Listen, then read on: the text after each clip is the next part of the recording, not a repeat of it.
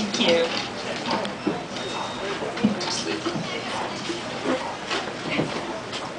Thank you very much, Cynthia. It's a pleasure to be here today to show you a little bit of our new movie called Green Gables, A New Beginning, which goes to air Sunday, December 14th from 7 to 10 p.m. on CTV. And for those of you who are interested in Prince Edward Island, and certainly for Cynthia, this film is a wonderful showcase of what the island is about, from its stunning lighthouses to beautiful seashores. And a lot of the film is depicted against that background. So we're very pleased to have had a 20-year relationship in terms of depicting Prince Edward Island on television.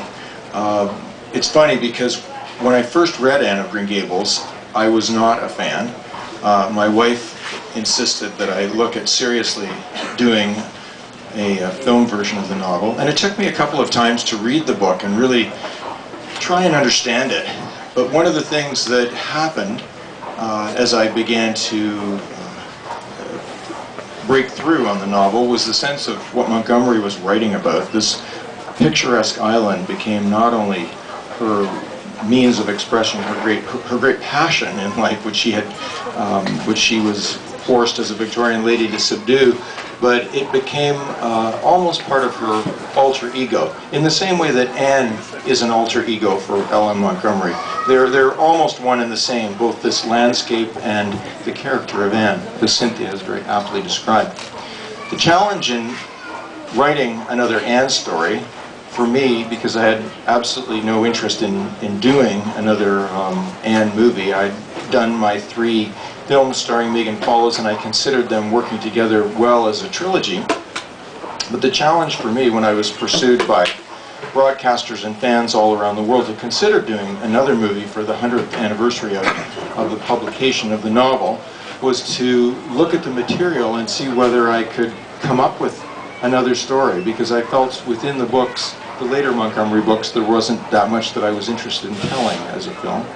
And as I began to look at it and read Montgomery's diaries, I began to see Anne even more as her alter ego.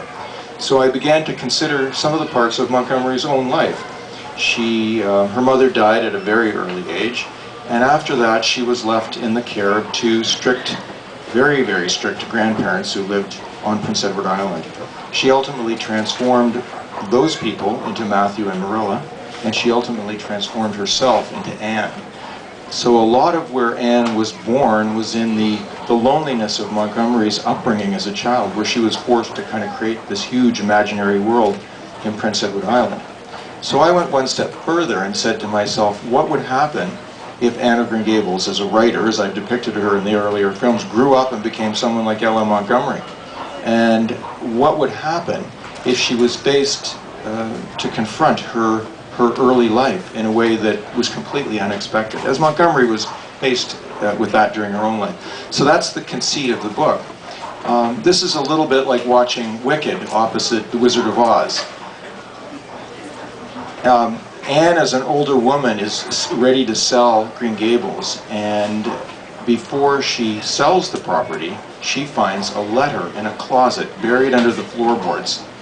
The letter was given to Marilla 40 years previously, but the letter was from her father, asking for Anne back and trying to persuade Marilla that she should give the child back. Now imagine the cavalcade of emotions that would spark in an older woman. And what ultimately happens is that during the course of writing a play about one thing, it turns into a play for summer theater about her own life. And she ends up trying to pursue her birth father, trying to find him again. She gets very close, but the story is riddled with emotion, riddled with betrayal from people who Anne relied on as a little girl, and then totally betrayed her later in life. So it's a very, very emotional story, but it has quite an inspiring ending. And so if you are left feeling very emotional about it at the end, that's a good thing. Hana had a really challenging task in making this film, because she had to live up to a huge benchmark of Anne on film that is, as it's been portrayed in the past with Megan Follows playing the film. But it was quite apparent to us after, not only after her screen test, but after a couple of days of shooting on set, that she was a whole new Anne and nothing that we had bargained for. Other than that, she played the part to the extreme, and I think her natural innocence really helped give another dimension to Anne's character. Certainly she had the crew in her thrall, because there were numerous occasions when they absolutely applauded her at the end of certain sequences. So she had the whole cast, stars, cast, crew, eating out of the palm of her hand. So I would say that was a very good entree onto a film set. But anyway, the film, as it unfolded, was a completely charmed existence. Everything happened that should have happened on it. It all went perfectly.